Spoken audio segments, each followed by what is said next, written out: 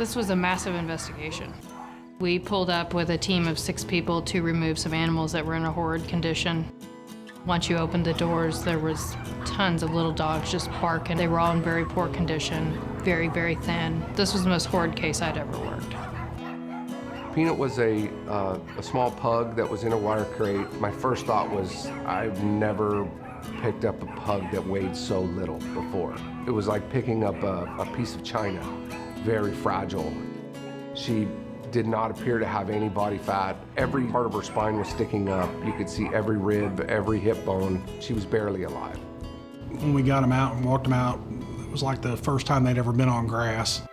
These dogs needed immediate intervention. Peanut came in with about 34 other dogs from a rescue. She was skinny as can be. Well, about a week after we got Peanut, we went back out to the property. In one of the buildings on this property, I found a collar attached to a cage holding a dead dog. And that collar had a rabies tag.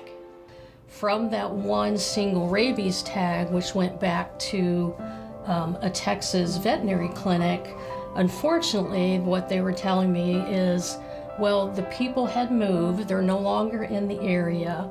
They did find one other piece of information that could help us, and that was an email address. So ultimately, I sent them a picture of the dog that we had.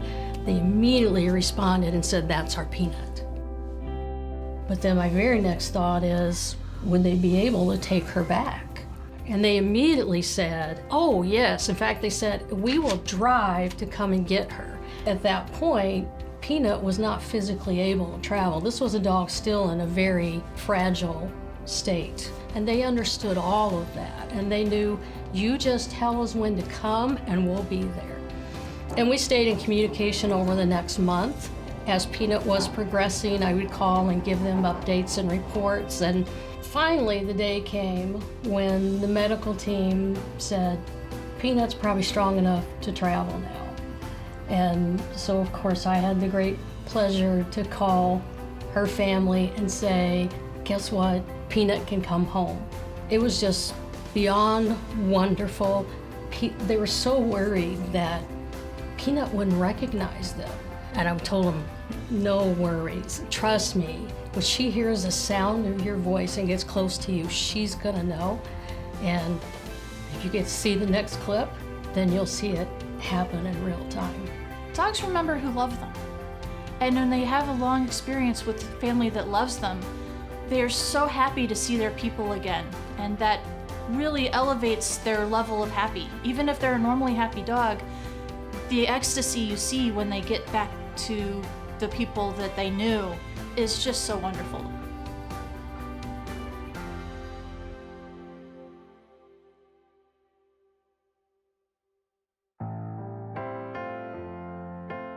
I tell you, our heart just goes out to you. Yeah, I said you would make a great detective. Yes, you would. You would. I can't believe Yeah. it's a miracle. Yeah. Yep. It was just, you know what I think? I think it was popcorn looking out for Peanut. Yeah. That led us to it. Oh, look at her. Why, Peanut? What's that?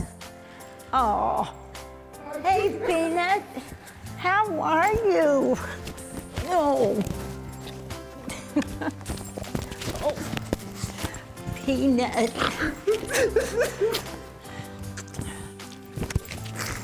Oh. Hey. Hey. Yes. It's okay. It's okay. It's okay. It's okay. It's okay. Yeah. Oh, I love you. Peanut. I'm so glad we found you.